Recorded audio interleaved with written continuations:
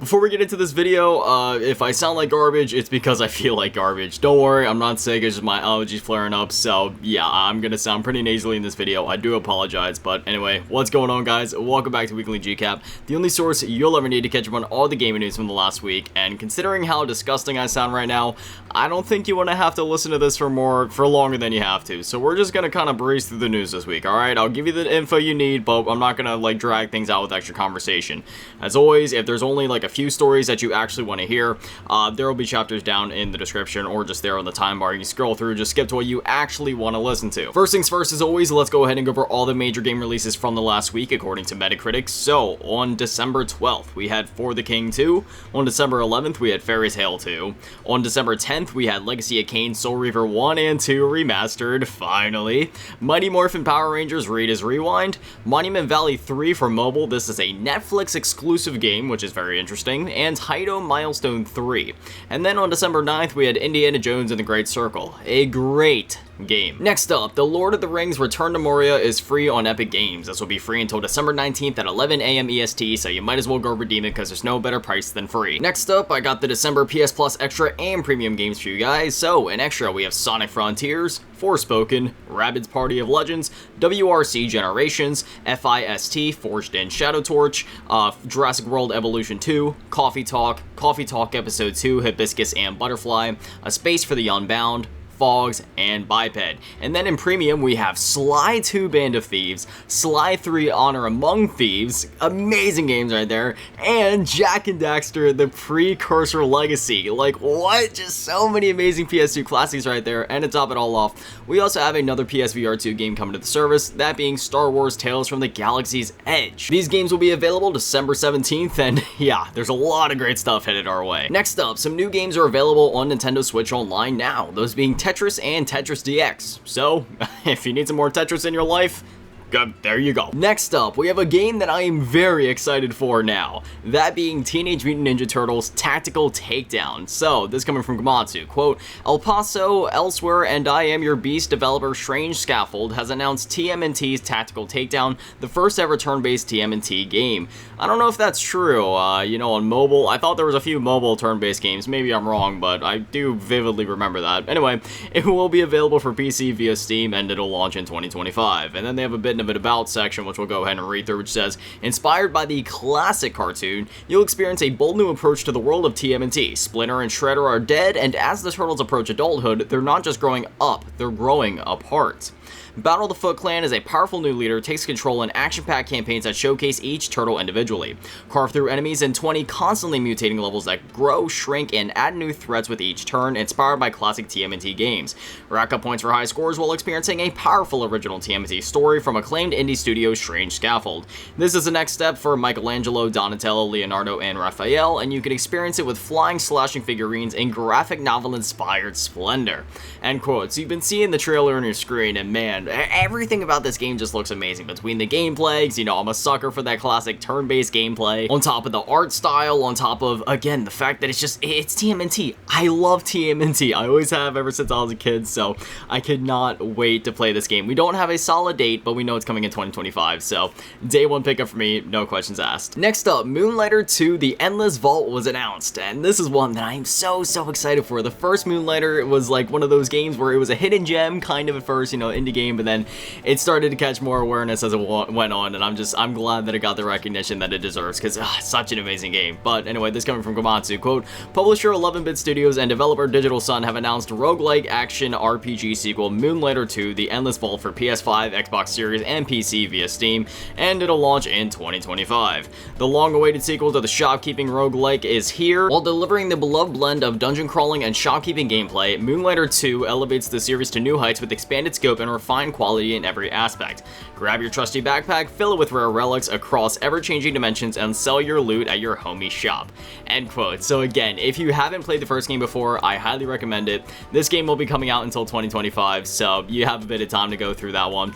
In terms of story, I don't think it'll be absolutely necessary, but I'd still recommend it just because that game is great, and I am so excited to get my hands on the sequel. Next up, The Thing Remastered Shadow Drop. So we've been keeping our eye on this one. We've been talking about this one on the show a lot, but it just ended up shadow dropping. I was always like, hey, as soon as we get a date, I'll let you guys know, but here it is. So this coming from Night Dive Studios on X, formerly Twitter, quote, surprise! The Thing Remastered is out now on all platforms, PlayStation, Xbox, Nintendo Switch, PC via Steam, Humble, and GOG. So it's available basically everywhere that you can get your hands on it. This was a game that I was not expecting to get a remaster, but I am so glad that it did. Definitely give this one a shot if you never played it or heard of it before. Next up, normally I don't cover updates for Fortnite, but they've been doing some crazy stuff lately, so we gotta go over this. So first up, Fortnite Ballistic is available now. You may be wondering, Fortnite Ballistic, well, you're probably already seeing the gameplay on your screen, but they put up a trailer and the description reads, quote, welcome to Ballistic, a new FPS Fortnite experience, launching in early access on December 11th with ranked and unranked. Ballistic is an adrenaline-filled, round-based 5v5 competitive game mode where strategy, tactical teamwork, and individual powers are essential for victory, end quote. So this is sort of like, I don't want to necessarily exactly say Call of Duty, because, you know, Call of Duty 6v6, it's not as tactical, it's a bit more arcadey, but I mean, there's obviously some inspiration here when you see the sliding in the trailer and the quick scoping and the, you know, the rapid hip fires and the weapon swaps and such. Like, dude, is Ballistic gonna evolve? Because right now they're marketing it as like this tactical shooter or whatever, but if they take it to the next step and also start honing into some of the more arcadey elements, just to kind of lean more into like the, I don't want to say that tactical games aren't fun, but you know what I mean, just like the more laid back, chill, fun side of things rather than just marketing it as the tactical thing. You know, when it comes to Call of Duty, there's always been quote-unquote competitors, even though Call of Duty has always been like the clear #1 game when it comes to just like sheer sales and popularity. But considering the fact that Fortnite is free to play, and I know Call of Duty technically is as well with Warzone, but I'm talking about like the main 6v6 FPS experience, you know, like the multiplayer. Could Call of Duty finally have a worthy competitor just in terms of like sheer players and sales and everything like that? Because with Fortnite being entirely free to play, and you know, Fortnite now having this, you know, like 5v5 shooter thing as part of its free to play offering, whereas Call of Duty still pay gates it behind a $70 paywall. I don't know, I feel like this sets a bit of an interesting precedent for the future depending on how Fortnite takes to this and how they evolve with it. We'll see, but still just something I wanted to highlight. Fortnite's been doing some crazy stuff lately. Next up, LEGO Fortnite Brick Life is available now. So this was not on my bingo sheet, okay? When LEGO Fortnite came out, I talked about it. I was like, hey, I've been playing this. It's a lot of fun. I'm genuinely addicted to it, both the creative and survival modes. But now they're taking it to a whole nother level. So they put up a trailer and the description reads, quote, make new friends, explore the sites, land your dream job, and move into your new home in LEGO Fortnite Brick Life. It's an all-new social role-play experience in the LEGO Fortnite universe launching on December 12th, end quote. So by the time you guys are seeing this video, it's available now, and even as I'm recording it, it's available now. This is essentially like an open world, I don't necessarily want to say GTA, because it's obviously nothing like GTA, but you know what I mean, like that type of thing where you can go anywhere, do anything, just like this open sandbox for you to exist, whether you do it alone, whether you do it with your friends, and again, just going over that description again, landing your dream job, and they even had a thing in there where it looks like you can apparently rob stores, or at least that's what I'm taking from it. They had like the robber's mask, and they were like holding up a diamond or something, and you can like get your own house, and you can do all these things, like this complete social role-playing experience where you just have this second life in LEGO Fortnite. Honestly, for me, that's like a dream come true, okay? Ever since I was a little kid, I've always loved Legos, just as like everybody else, right? But to this day, even as a grown man in his mid-20s, yeah, dude, I still buy and build Legos all the time. I absolutely love Legos, I love the Lego video games, I love everything Lego. So having something like this, where you can go into this world and live a second life in Lego, let me just say this. I'm re-downloading Fortnite as we speak. Next up, Astrobot Winter Wonder was announced. So this coming from PlayStation Blog, quote, it is my pleasure to announce that a whole new piece of free additional content is coming to Astrobot. Indeed, the little robotic elves of Team Asobi have been very busy preparing a whole new level called Winter Wonder, which will be coming live on Thursday, December 12th at 6 p.m. PT. You will need to have completed the game for this special update to appear, since we want it to remain a little surprise. We will not say too much, but you should expect a fun-filled level with shiny presents, a good dose of jingle bells, and brand new special bots to add to your crew. This winter update was made with every user in mind, meaning it is a celebration enjoyable for both kids and adults alike, so no hair pulling challenge this time. We had a lot of fun making this special present for you all, and we hope you enjoy it very much too. End quote. So yeah, you know, some of the things in Astrobot, you know, especially like some of the additional content and such, Yeah, they definitely ramp things up on the difficulty side of things. Not complaining, of course, always looking for a fun 3D platforming challenge. But I will say, it's nice to have something to just kind of kick back, chill, relax, especially with the Astrobot, the cozy vibes, with it being the holidays. Definitely looking forward to this. I cannot wait to try it out, because at the time of me recording this, it's not out yet, but it'll be out in a few hours, so I'll definitely be giving it a shot. Next up, unfortunately, the Croc Legend of the Gobbos remaster was delayed. Man, I really wanted to play this one, but, you know, it's not going to be too far off. Anyway, let's just go over this. This coming from Argonaut Game Zone X. Quote, "Dear Croc fans, we have an important update regarding the release of the Croc Remaster. After careful consideration, we have decided to push the launch into Q1 2025. This decision was not made lightly, but we believe that a little more time is needed to add the final touches to ensure the game meets the high standards that we aspire to and which you deserve. We understand that after 27 years of waiting," way to make me feel old, "this news might be a little disappointing, yeah, especially with the festive season coming soon. However, our goal has always been to deliver a game with the quality and polish that we truly delight. We appreciate your patience and support as we work to bring Croc back in the best possible way. Thank you for all your understanding and continued enthusiasm. We can't wait for you to experience Croc's magic once again. Warmest regards, the team at Argonaut Games." End quote. So, very unfortunate, but Q1 2025. That just means we're looking to play a while within like the next 3 months. Is what it is. Was really looking forward to getting my hands on it, but hey, if I've waited this long, as they said in the post, I guess I can wait a little bit longer. Next up, the Anbernic RG 34XX was announced. So, the website reads, quote, "The highly anticipated RG 34XX is coming soon, and it's set to impress retro gaming enthusiasts and modern gamers alike.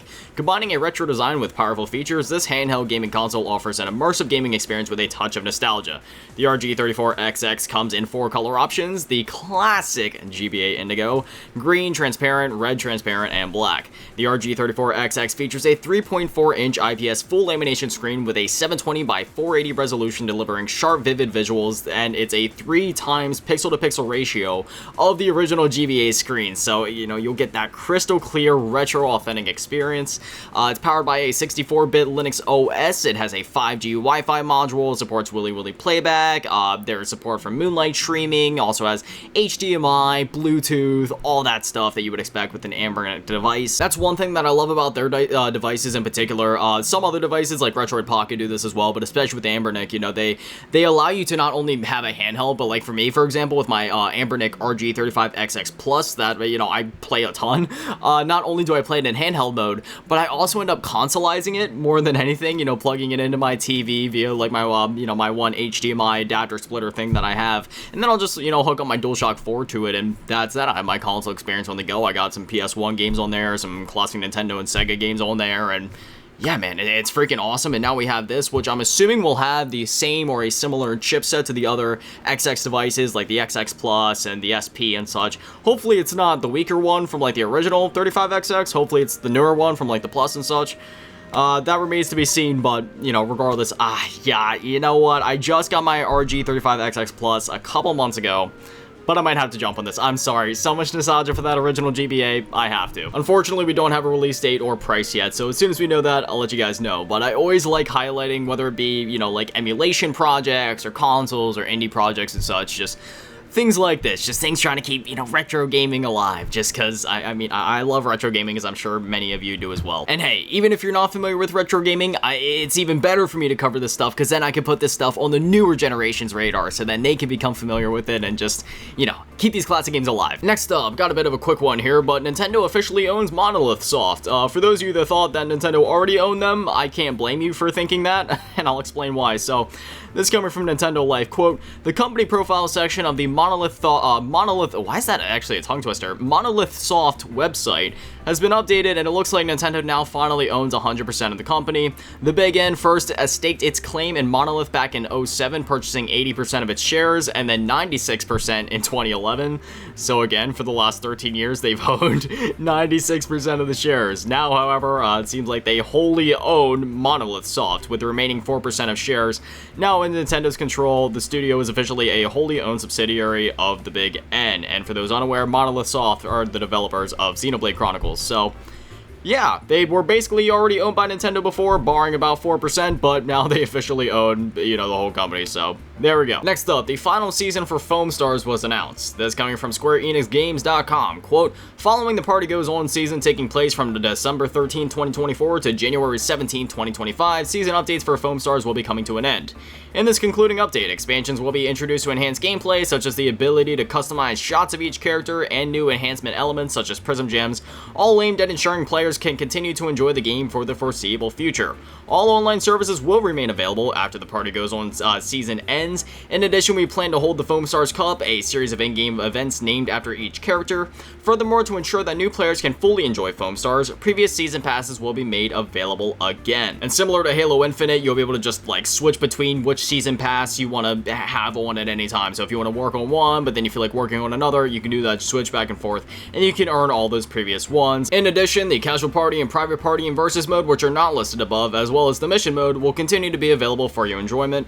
Thank you for your continued support of Foamstars from the Foamstars operations team. End quote. So this game only came out back in February, but 10 months later, we're seeing its final season, and, well, there's another one that we'll have to talk about here soon, facing a similar fate, cough cough, Suicide Squad Kill the Justice League. Its final season is coming out here soon as well, even though that game only released earlier this year, and, yeah, the pile of dead live service games only gets higher and higher. At least it won't be fully dead, you know, you can still continue to play it, but, I mean, you know, it's not getting support anymore in terms of new seasons after 10 months, so it is what it is. You know, I just kind of miss when games were games, rather than every game needing to be a product for monetary gain, but conversation for a different day.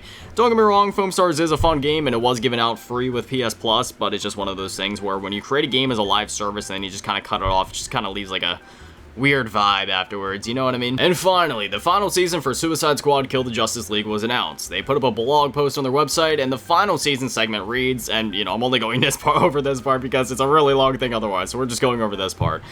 Quote, with Deathstroke joining the roster, the Suicide Squad's crusade against Brainiac is drawing to an end. Season 4 will finish up with Episode 8, which is scheduled to release in January of 2025, and that will serve as the last seasonal episode for Suicide Squad Kill the Justice League. While Season 4 Episode 8 will mark the final battle against Brainiac, all online features will continue to be available, so you'll still be able to enjoy co-op, as well as all previous seasonal / episodic content. You'll also have the option to play the game via the new offline mode. Thank goodness. Why they didn't launch with this, I'll never understand, because now all those discs that are out in the wild, they won't have that offline data on there, so they're literally just going to be coasters one day. Like, publishers, developers, stop doing this, man. It literally makes me want to drive my brain through a glass wall. Anyway, which allows access to the main story campaign and almost launch seasonal gameplay content without an internet connection. Thank you all for being a part of Task Force X. We look forward to bringing the fight to Brainiac in Season 4. End quote. So, yeah, this game just released earlier this year, and this is one of those games where I feel like it would have been much better if they would have focused on just making a video game rather than trying to make a product. I'm not saying that the game was bad or that I had any issues with it. I know much of the internet did, but you know how the internet is. They read one opinion and then they make it their own opinion without actually forming their own opinion, you know what I mean? Like, they'll see a review that says the game sucks, and then therefore they say the game sucks, even though they never played it, which makes no sense. That's like saying you hate a Big Mac, even though you've never had a Big Mac before. It's silly. It doesn't make sense. It's stupid, but it's the internet. Anyways, yeah, you know, I mean, it's a fun game, and it is sad to see it coming to an end, just because I've always had a thing for the Suicide Squad, you know what I mean? Like, it's such a unique premise, you know, being the bad guys, and then when, you know, we had, like, the movie come out back in 2016, loved the heck out of that, and then we had the Suicide Squad movie come out a few years later, absolutely loved that as well, and I was super hyped as soon as they announced the game, and I played it, and yeah, I had a lot of fun with it. I've been enjoying the post-launch support. I'm super excited to dive in and play through this final season, this, you know, this final bit of content here, and, yeah, you know, I'm sad to see I'm sad to see the game go, but I'm glad that it'll still be available to play online. I'm glad it's finally getting the offline mode, even though it should have been there from launch, and, yeah, I don't know. That's just kind of that.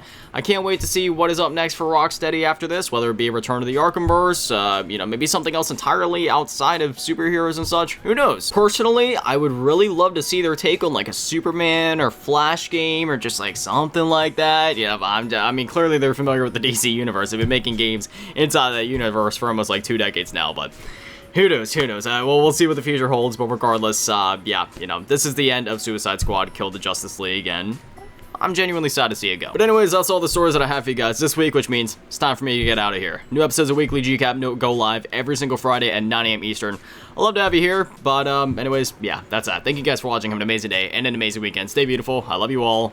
Peace.